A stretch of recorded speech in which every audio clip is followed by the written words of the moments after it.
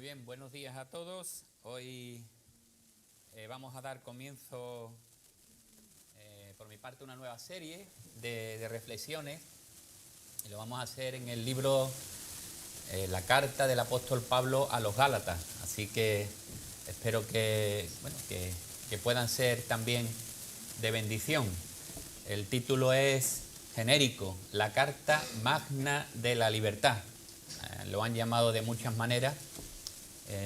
Este parecía interesante. No vamos a hablar de la Constitución española, sino de la Carta Magna de la Libertad, en el sentido de cómo Jesús puede realmente darnos esa verdadera libertad. Así que espero que sea de mucha bendición para todos y nos ayude a vivir la vida que Jesús quiere que vivamos, la libre vida en el Espíritu.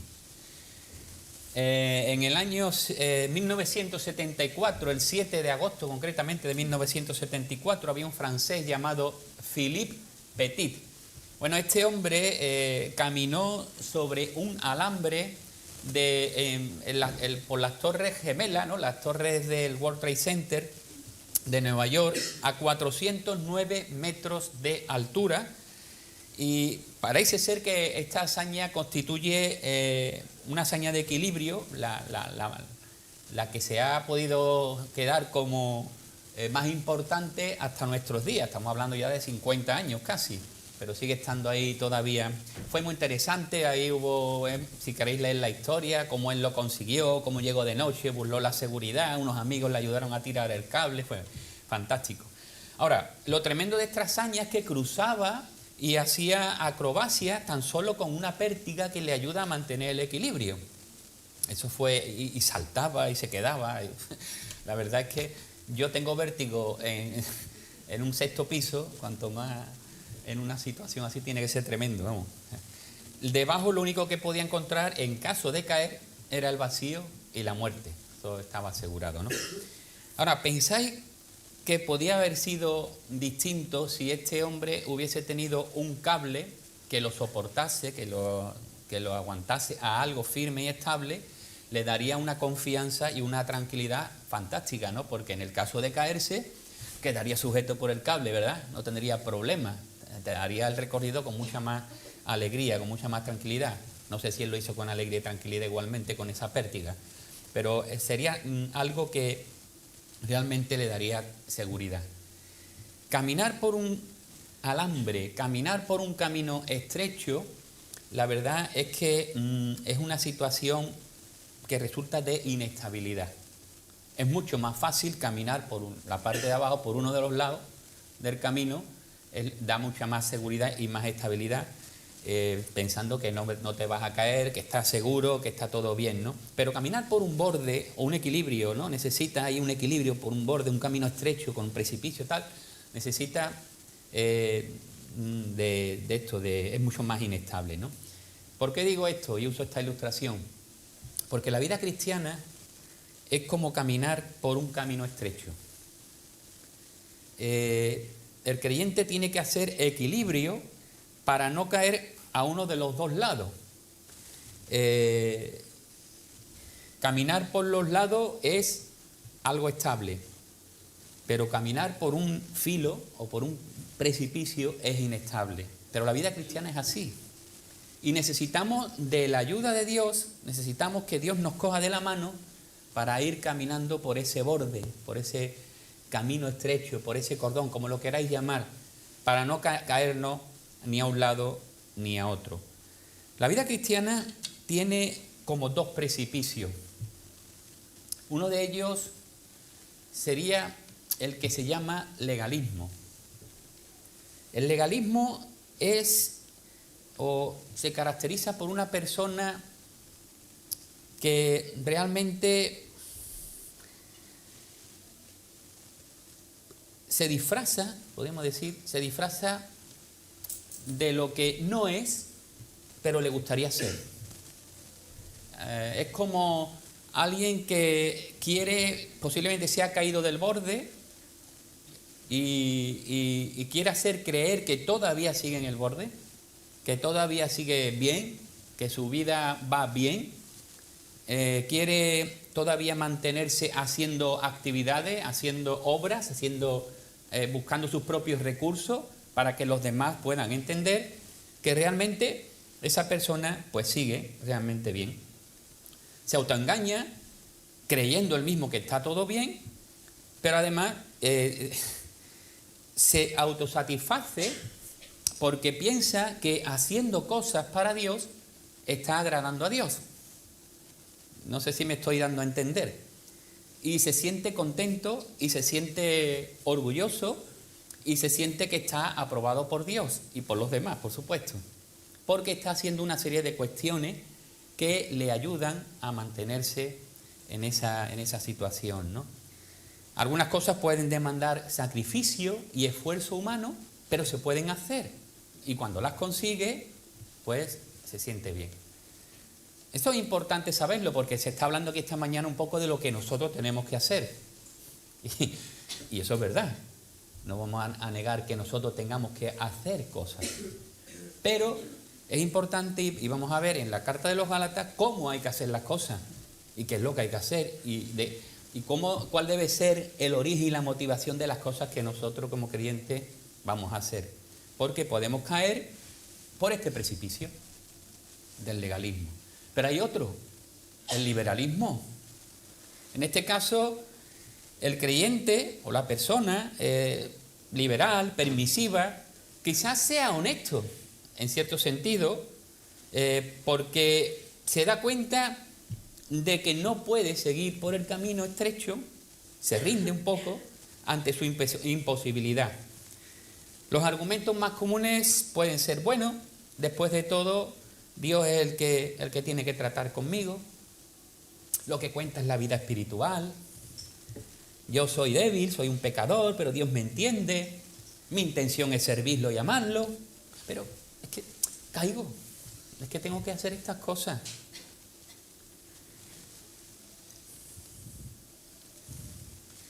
Reconozco que fracaso en ciertos aspectos, pero mira, hago cosas espirituales, hago cosas que están dentro de la liturgia cristiana, de nuestros cultos, hago servicio. ¿Y qué pasa? Que yo intento compensar y me siento también bien, porque estoy haciendo lo que puedo, aunque soy débil, imperfecto, ¿no? Pero vivo mi vida como yo quiero. Ninguna de las dos opciones son el cristianismo bíblico, como vamos a ver, porque ninguna pone finalmente la confianza en Dios, ni le dejamos que haga su obra en nosotros. Uno pone la confianza en las obras. Queriendo agradar a Dios, se siente bien, pero el protagonista es Él. El otro pone su confianza en Él, sabiendo que no puede agradar a Dios. Bueno, se rinde y dice, bueno, al final yo hago lo que igualmente soy el protagonista de mi vida y el que manejo mi vida.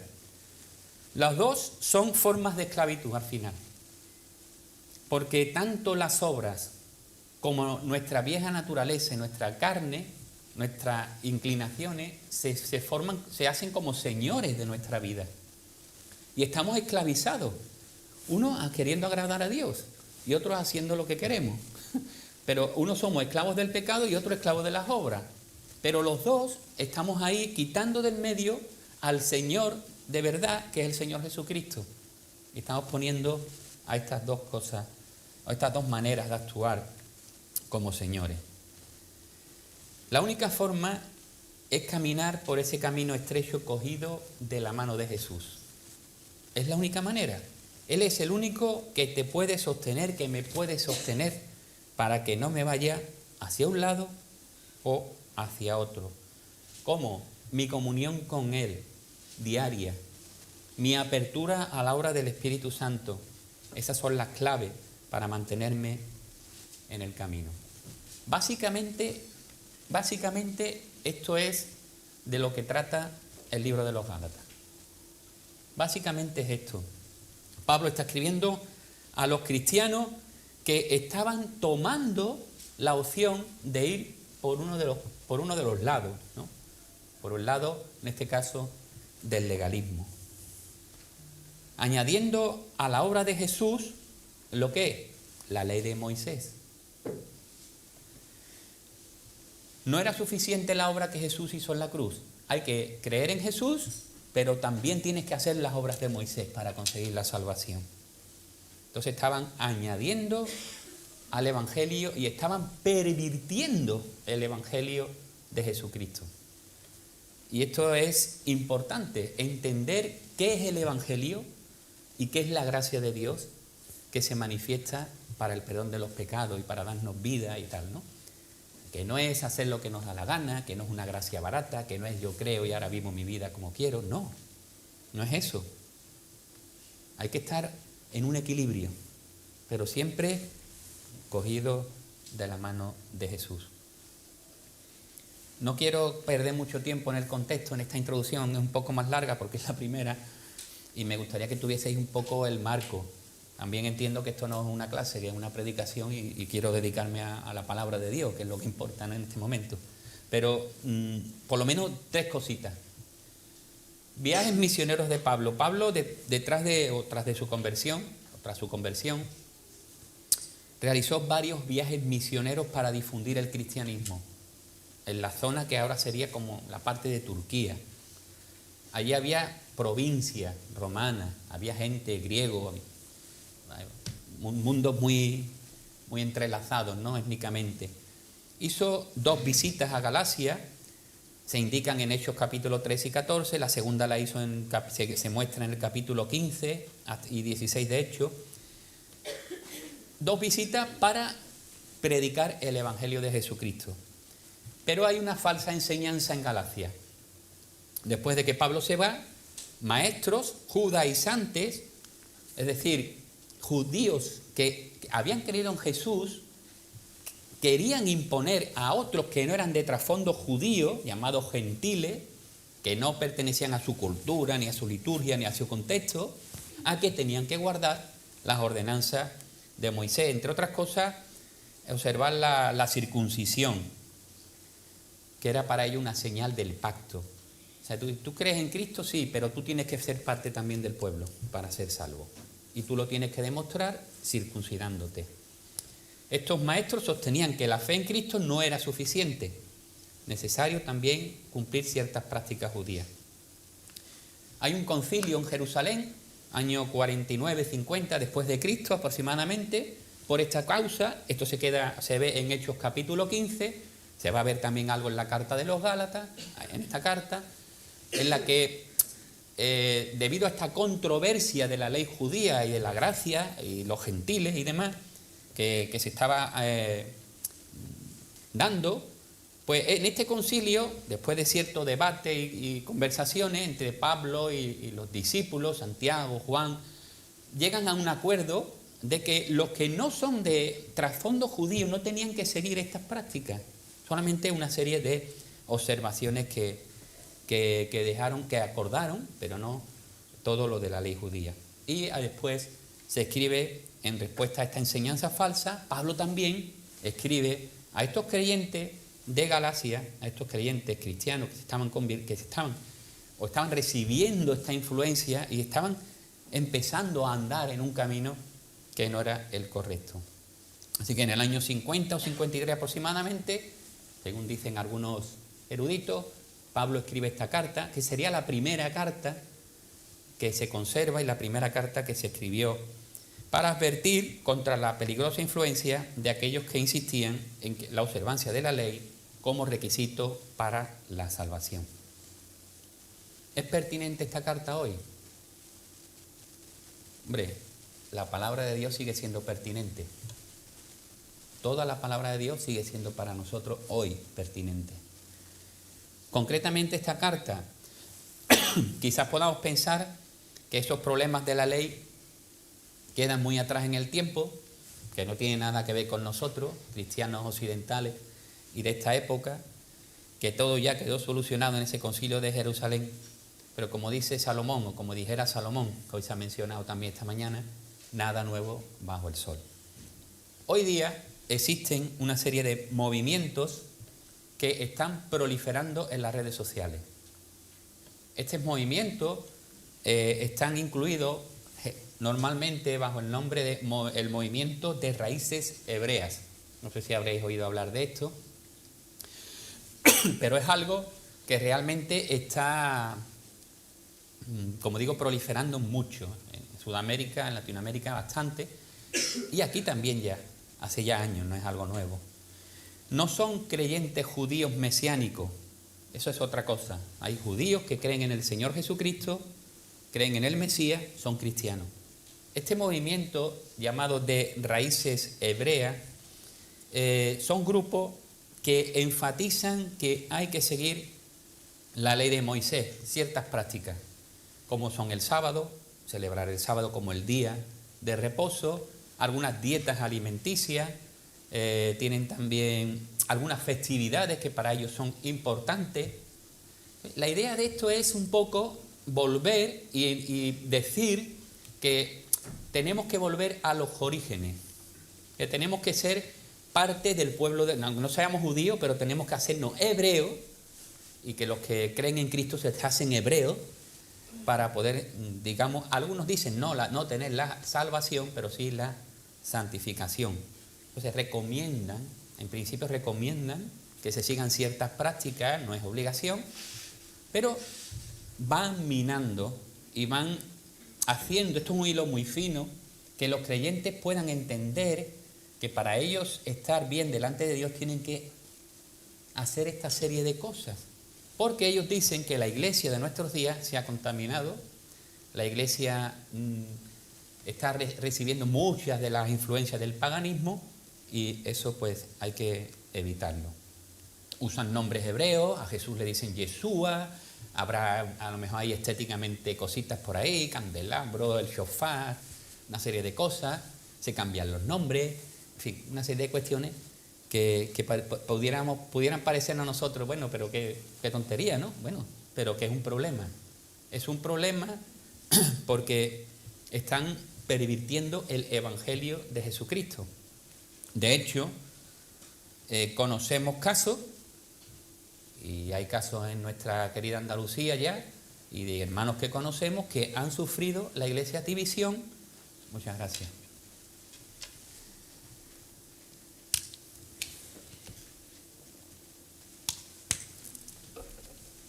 Ha sufrido división por estas causas. Entonces nosotros, como Consejo de Ancianos, ponemos en alerta, estamos no preocupados en exceso, pero sí ocupados, y creemos que es importante que estos asuntos se sepan también, porque surgen y se infiltran con mucha sutileza. Y lo importante es que conozcamos bien cuál es el Evangelio que hemos creído y nos mantengamos firmes, sin desviarnos ni a un sitio ni a otro, que también están los problemas del liberalismo y de luego de pensar que todo el monte es orégano, ¿no? Como se suele decir por aquí. Bosquejo de la carta, muy rápido. Bueno, vamos a ver, no os lo voy a mostrar porque lo vamos a ir viendo, pero bueno, tiene como estos puntos principales. En los primeros 2 capítulos Pablo va a defender su apostolado, después va a hablar de la justificación por la fe, y después los últimos 5 y 6, los otros 2 últimos capítulos finales, va a hablar sobre la manera de vivir la libertad cristiana auténtica del Espíritu. Bueno, he ocupado un espacio, pero espero ahora ya centrarnos en el texto, ¿no? Si alguno tiene más interés puede hablar con nosotros de este asunto. La verdad es que es una cosa que es bueno tener en cuenta, porque siempre que surgen grupos que pretenden hacer ver que hay cierta pureza, que estamos queriendo agradar a Dios, como vamos a ver los Gálatas, y que queremos hacer las cosas y volver, eso está muy bien, pero el hombre, los seres humanos somos muy religiosos y rápidamente pensamos que nosotros somos los que estamos haciendo algo, necesitamos hacer algo, y pensamos que somos los que estamos haciendo algo bueno para agradar a Dios, y rápidamente quitamos al Señor, nos ponemos nosotros rápidamente en el centro como los que somos los que estamos consiguiendo las cosas, ¿no? O sea que es un hilo muy fino, ya lo iremos viendo a lo largo de la carta, ¿no? Muy bien, pues vamos a leer los primeros 10 versículos. ¿Estamos bien? Hay comentarios miles para todo el contexto geográfico y demás que podéis consultar, pero que yo no quería ocupar más tiempo en eso, ¿vale?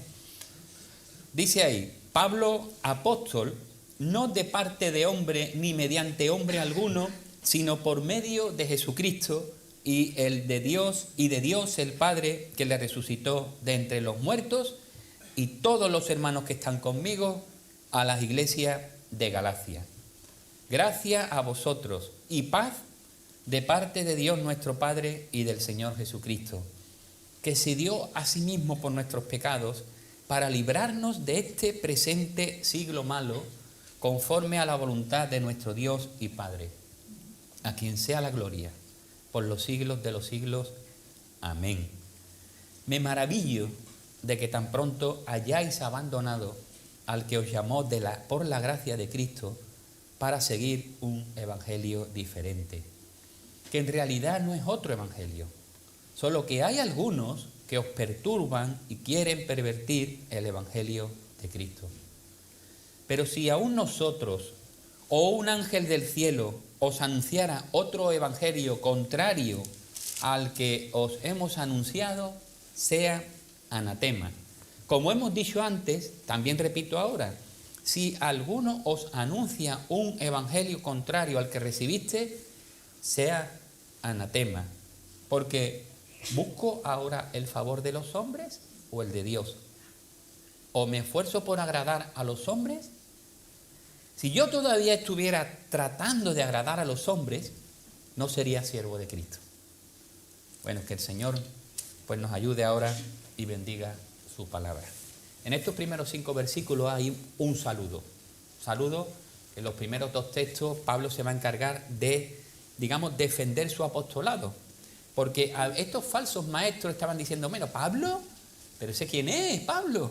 Ese es un autoproclamado, ese no tiene nada que ver con los discípulos, con los apóstoles. Mira, aquí en Jerusalén, la iglesia madre, aquí está Santiago, aquí está Juan, Jacob, bueno, estamos aquí, los que son los apóstoles, y en este ambiente, pero ¿Pablo?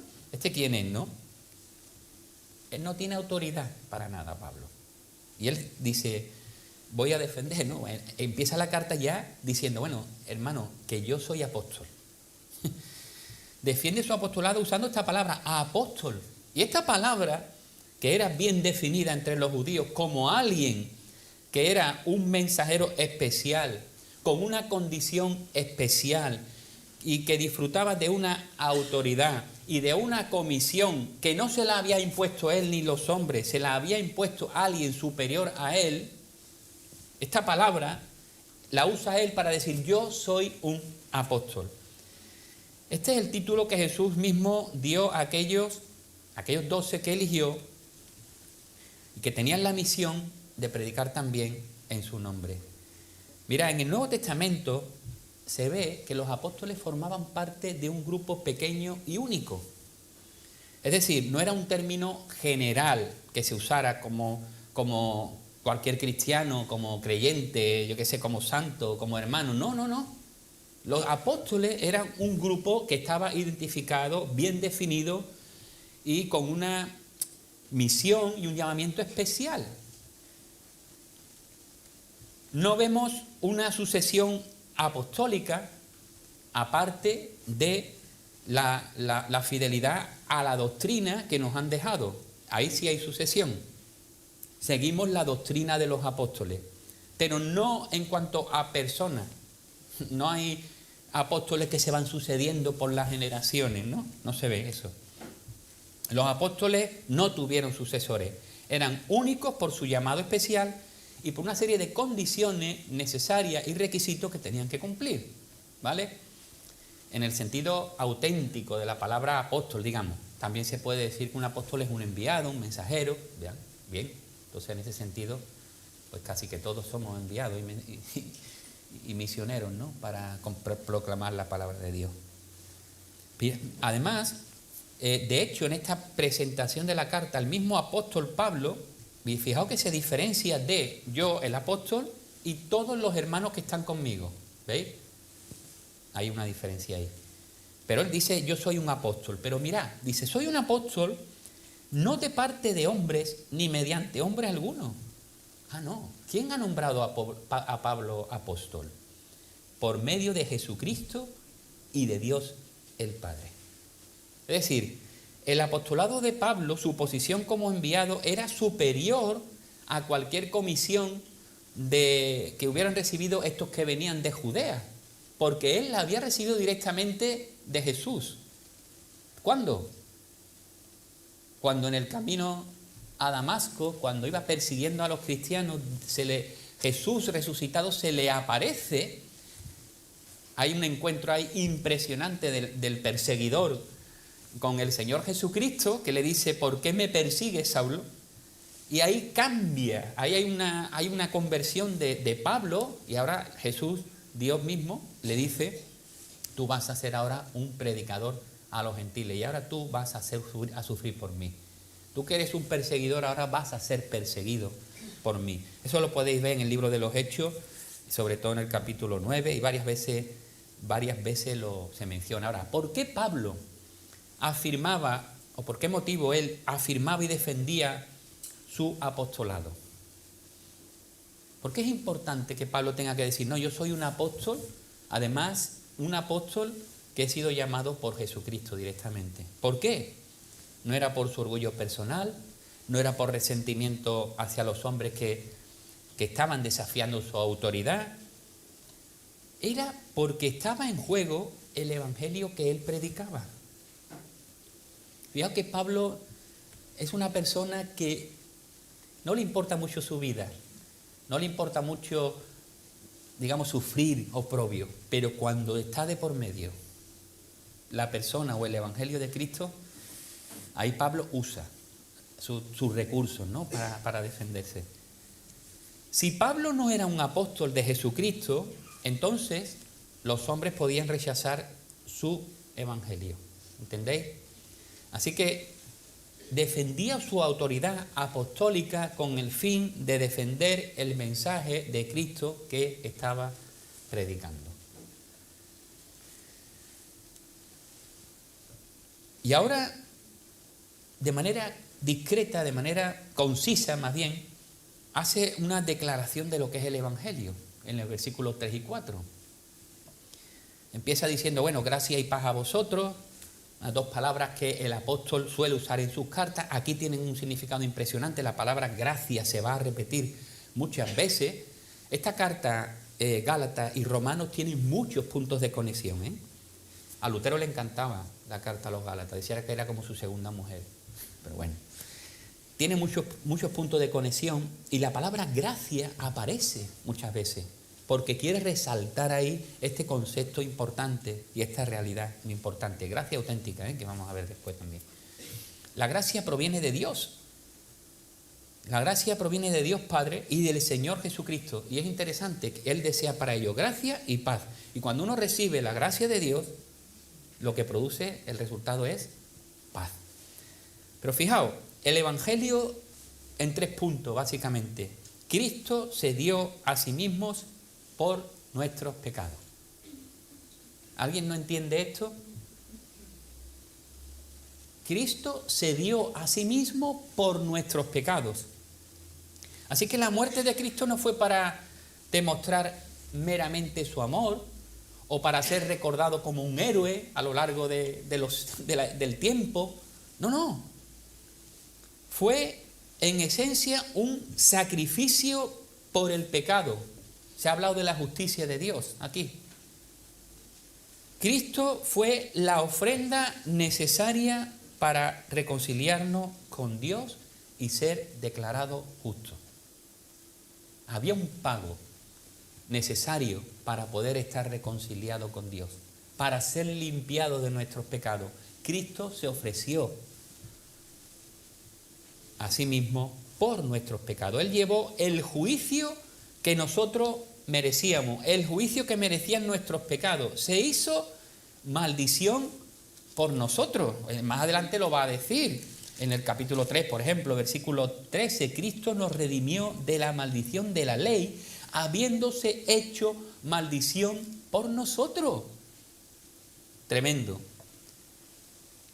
Así que ahí tenemos la esencia del Evangelio. Pero mirad, propósito, para librarnos de este presente siglo malo.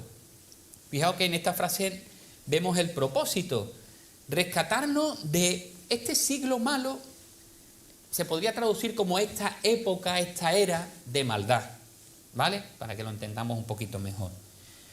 No dice que el objetivo es librarnos de este mundo.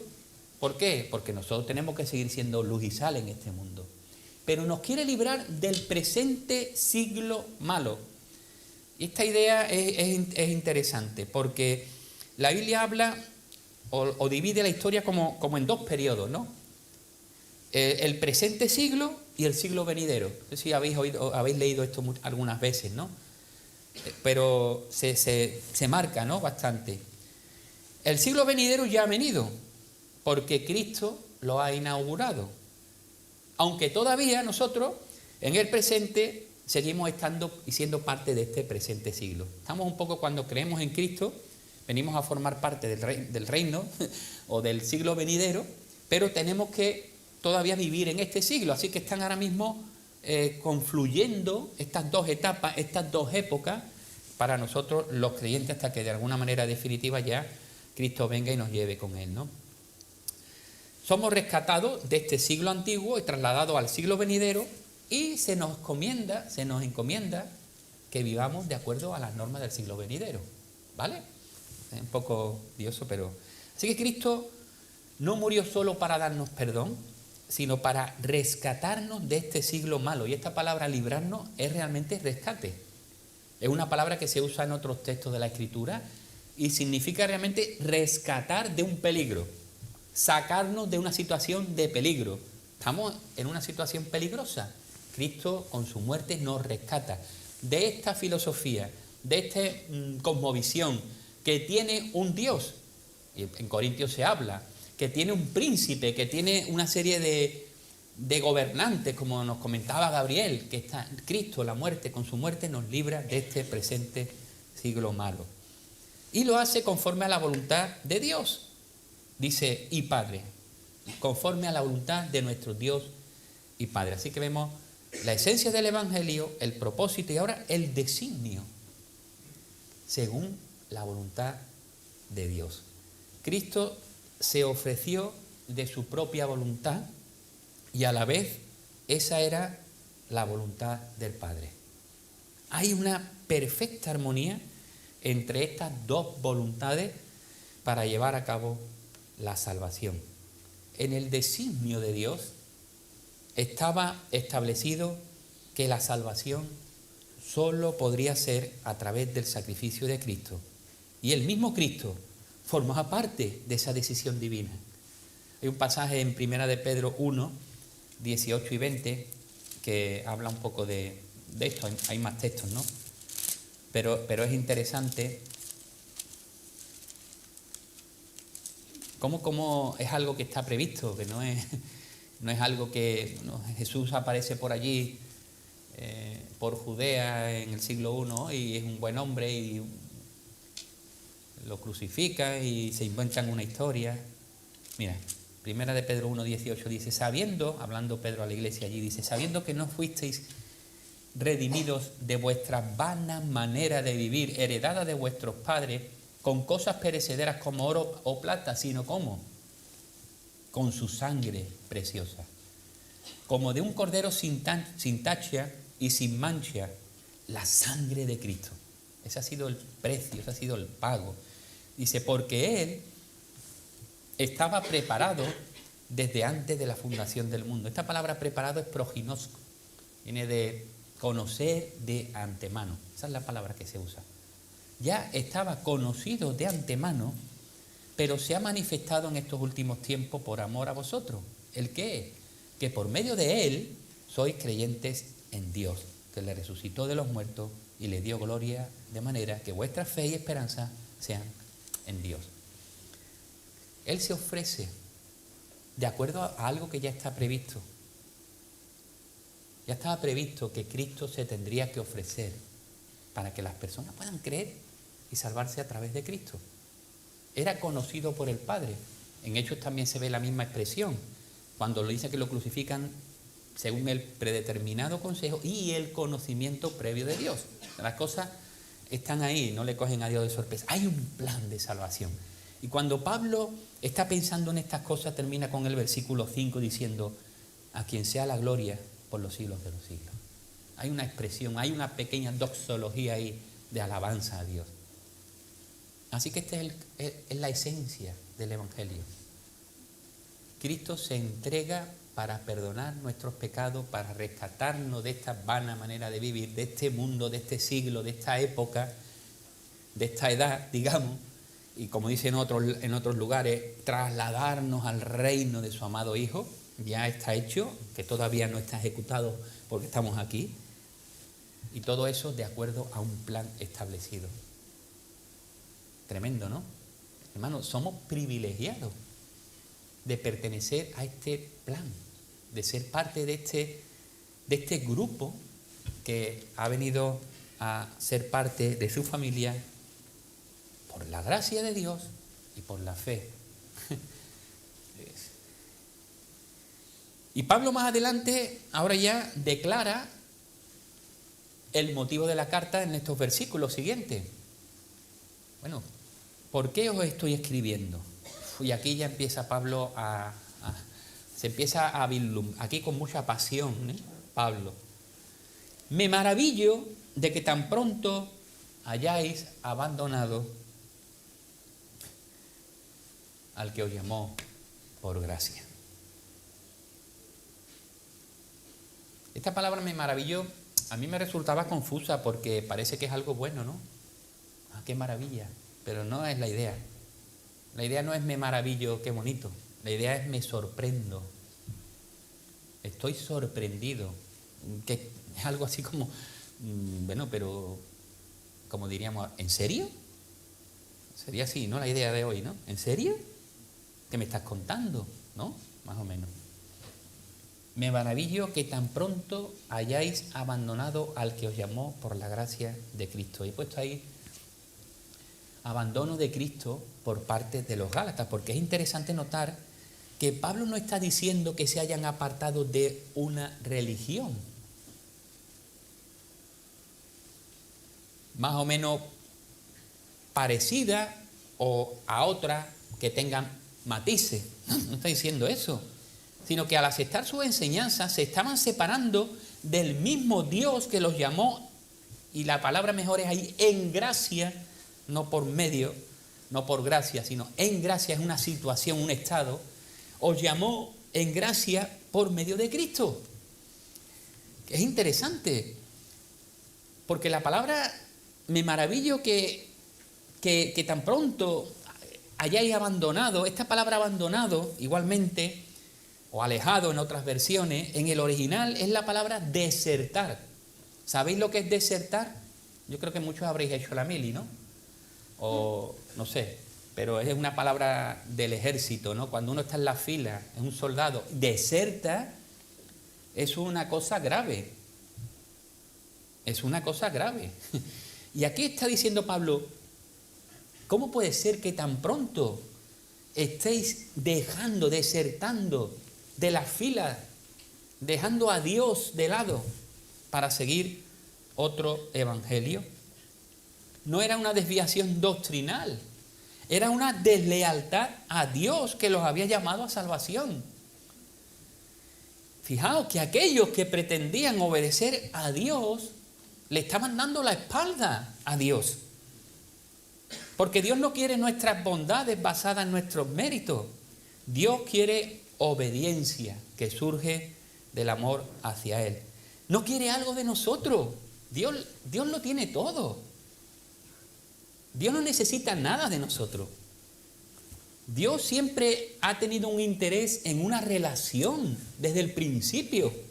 Es un Dios de relación. Él mismo es un Dios de relación entre personas que viven en armonía perfecta, y crea un hombre y una mujer para tener relación con ellos, y elige un pueblo para tener relación con ellos. No es un Dios que necesite nada de nosotros. Nos quiere a nosotros, no a nuestras cosas. Porque nosotros no podemos darle algo.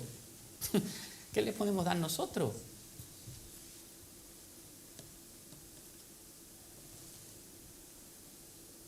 Y Pablo se maravilla, o más bien se sorprende, de que tan pronto se estén apartando para seguir a otro evangelio, o sea, un evangelio diferente. La idea es de otra cosa totalmente distinta. No es otro evangelio del mismo tipo, sino es algo totalmente contrario. O sea, si yo cojo el evangelio y le digo, la salvación es por Cristo, la obra de la cruz, genial, pero tienes también que cumplir estas cosas, no es que estés diciendo, bueno, es que el evangelio se está modificando. No, es que es otro evangelio. Es que no hay otro evangelio. Está el evangelio y otras cosas. Y el evangelio es el que se predica aquí, el que ha declarado con 3 frases. Y otras cosas que sean añadir o quitar, ya no es que sea un evangelio modificado o pervertido, como está diciendo. Es que es otro evangelio. Entonces es un peligro, porque ya no estás siguiendo al evangelio que te da la salvación en Cristo. Estás siguiendo ahora una religión, una filosofía, un nuevo modo de pensamiento que se parece, pero que no es. Y que al final el resultado es que no es algo. Y por eso es importante. No es otro evangelio, es algo totalmente contrario. A veces podemos pensar que, bueno, tenemos algunas diferencias con otros, pero bueno, que tampoco es tan importante, eso no es significativo.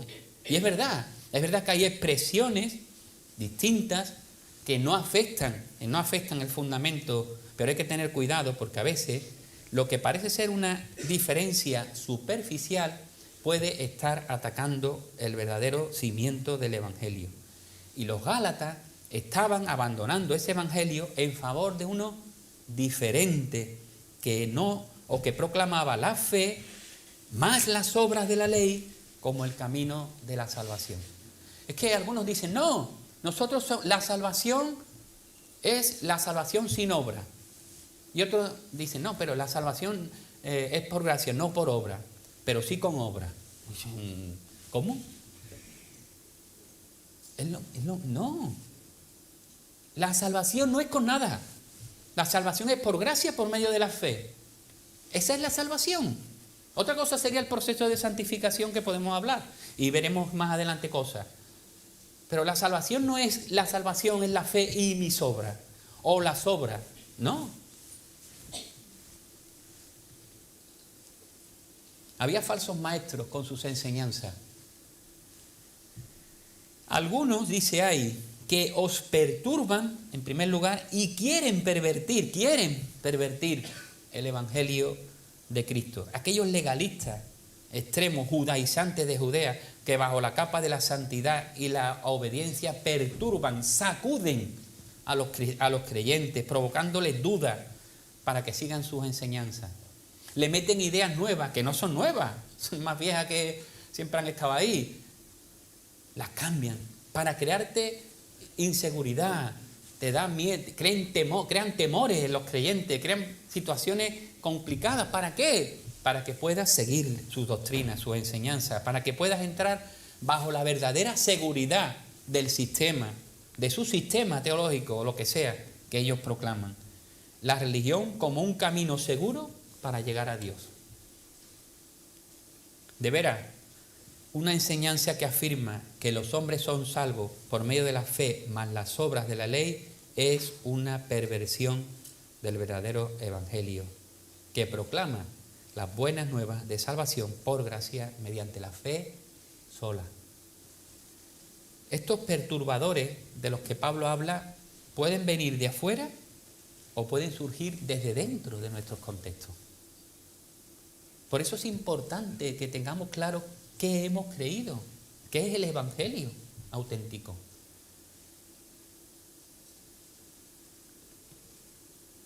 Porque dentro de este movimiento de raíces hebreas, por ejemplo, ya que lo he citado al principio, es un movimiento sincrético, o sea, ahí puede haber variedades de todo tipo, pero al final no son el verdadero evangelio. Aviso de consecuencias, versículos 8 y 9. Dice, si aún nosotros o un ángel del cielo que anunciara otro evangelio contrario al que habéis recibido, al que os hemos anunciado, sea anatema. Esa palabra es fuerte, ¿eh? Esa palabra podría ser alguien que está expuesto a la ira de Dios, al juicio de Dios. Y lo vuelvo a repetir, como hemos dicho antes, también repito ahora, si alguno os anuncia un evangelio contrario al que recibiste, sea anatema, maldito. Y Pablo está ahí enérgico, y fuerte. Con el evangelio no se puede jugar, hermano. El evangelio no son meras enseñanzas de algún diosesillo. El evangelio es la palabra de Dios. Y hay una gran responsabilidad de conocerla bien y de proclamarla con fidelidad. Tenemos una gran responsabilidad.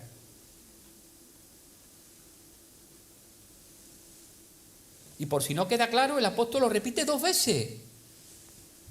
Sea anatema. Una bebida puede ser muy saludable y refrescante, pero cuando se le añade una gota de veneno, es letal.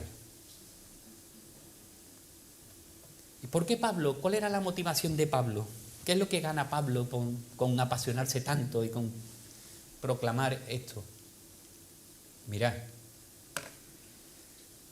¿busco ahora el favor de los hombres o el de Dios? ¿Me esfuerzo por agradar a los hombres? Si yo todavía estuviera tratando de agradar a los hombres, no sería siervo de Cristo. Lo que mueve su corazón no es el reconocimiento de los hombres. Y esto es una gran señal de un verdadero líder o siervo de Cristo. Lo que mueve su corazón es agradar a aquel que lo llamó, a aquel que lo puso como embajador de su evangelio. Y Pablo lo demostró que era un siervo de Cristo y que amaba a aquel que lo llamó y dio su vida por él, ¿no? Bueno, concluyo.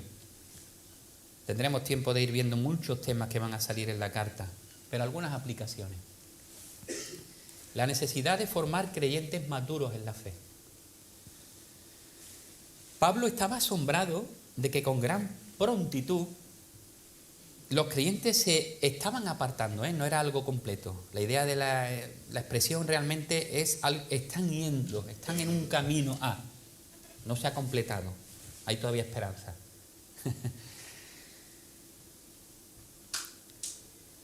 Así que se estaba asombrado de que estuviesen apartándose de Dios, del Evangelio y de Dios mismo que los llamó. Y esto muestra lo fácil que es que los creyentes, que no están bien cimentados y discipulados, puedan ser movidos con evangelios mezclados. Porque no van a ser cosas que nos van a saltar a la vista. Evangelios mezclados. Y Pablo, que era muy consciente de esto, animaba al joven Timoteo a que predicase la palabra a tiempo y fuera de tiempo, y dice él, porque se acumularán maestros conforme a sus propios deseos, y apartarán sus oídos de la verdad, y se volverán a mitos. 2 Timoteo 4, del 1 al 4. Así, hoy día hay muchos falsos maestros que disfrazan la verdad del Evangelio con supuestas manifestaciones espirituales y que desvirtúan el auténtico Evangelio de la gracia. Por eso es muy importante seguir enseñando, seguir formando a los creyentes en la sana doctrina, para que podamos discernir el auténtico evangelio del falso. ¿Sabéis lo que le hacían? Yo creo que ya no sé si se hará ya, pero antiguamente cuando uno entraba en la banca, yo seguramente habéis escuchado esta ilustración, para que supiesen distinguir entre un billete falso y uno auténtico, hacían una prueba con los candidatos, con los que empezaban. Y uno puede pensar, bueno, le van a presentar un montón de billetes falsos ahí para que vayan examinando y los vean, ¿no? Y puedan entonces saber cuáles son los billetes falsos. No. Hacían prácticas con un billete auténtico, verdadero, para que cogieran el tacto. cogiesen bien cómo era este billete, lo miren al trasluz, estudiaran perfectamente cómo era el billete auténtico. De manera que conocían tan bien el billete auténtico que cuando te llega uno falso, solo con el tacto ya sabía que era falso. Nuestra misión no es tanto entrar, y lo digo como tenemos tanto acceso a las redes y a la información, a veces nos perdemos tantas horas y tanto tiempo escuchando tonterías.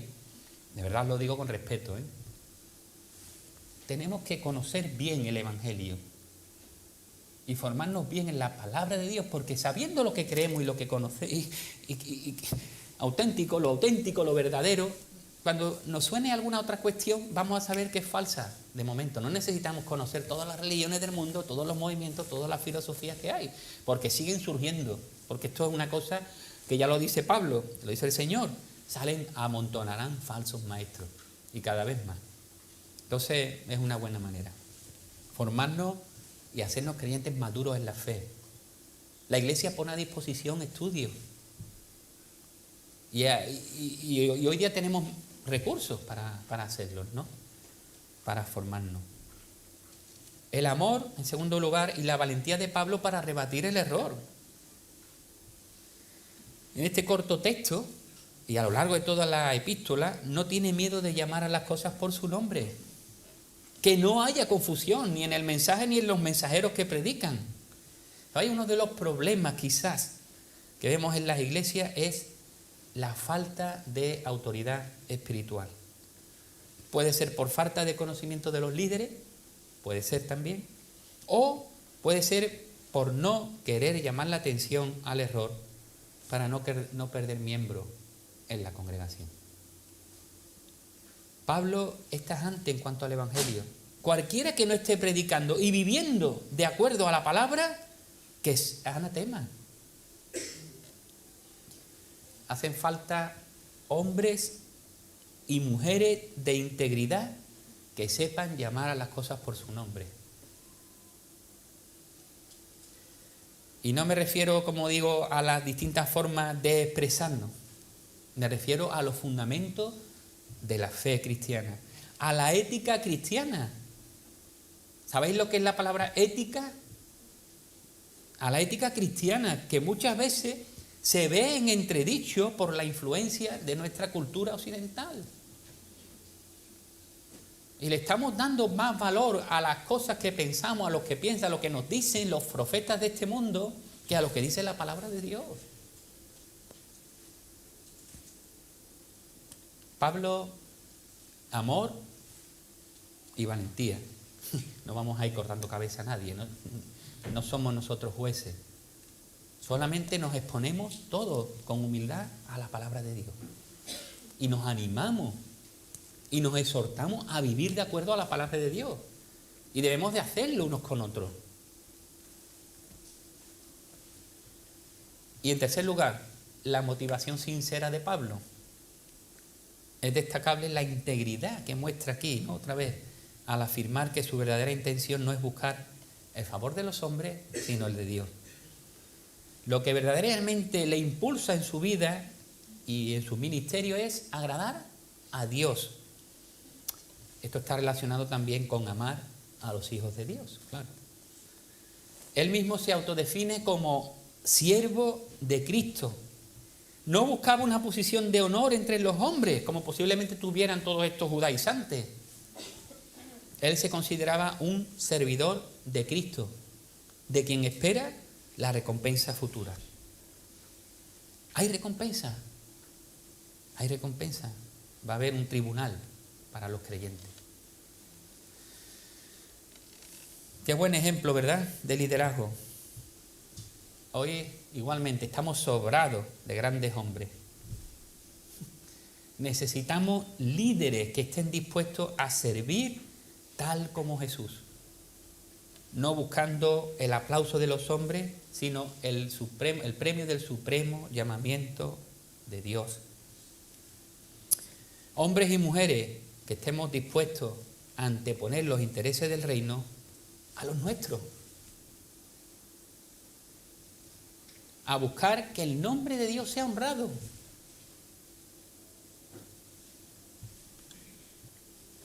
Ojalá sea esa nuestra motivación, ¿no? También. Creo que cambiarían mucho las cosas. Si queremos, muchas veces hablamos de esta sociedad, pero somos luz y sal. Y a veces las cosas no cambian porque nosotros mismos no estamos viviendo el Evangelio. De verdad. Y necesitamos girar, cambiar y volver a centrarnos, no en las cuestiones de la ley, de la fiesta del sábado, de que yo no celebro la Navidad, de que el nombre es Jesús, bueno, vale, vamos a centrarnos en quién fue Jesús, qué hizo Jesús y para qué estamos aquí nosotros. Y hay mucho trabajo que hacer, ¿eh?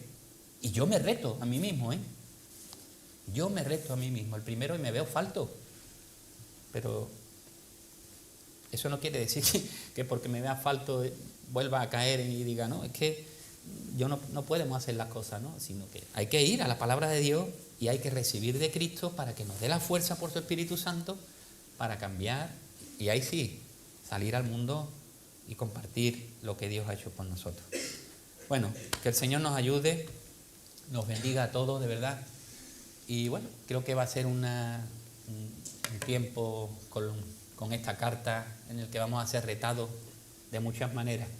Esperamos que el Señor nos dé valentía y firmeza para poder presentarnos delante de Él como Él quiere. Oramos. Pues Señor, te damos gracias por tu palabra que sigue siendo pertinente, es inspirada por ti, Señor. Es tu palabra y queremos obedecerla porque eres tú el que habla. Y no nos damos cuenta, Señor, a veces que vivimos bajo tu nombre, pero quizás nuestro corazón no está como tú quieres, Señor. Y te pedimos que nos ayudes a ver, que nos muestres, Señor, y nos podamos acercar a ti, arrepentidos, confesar y vivir vidas que te agraden a ti, Señor.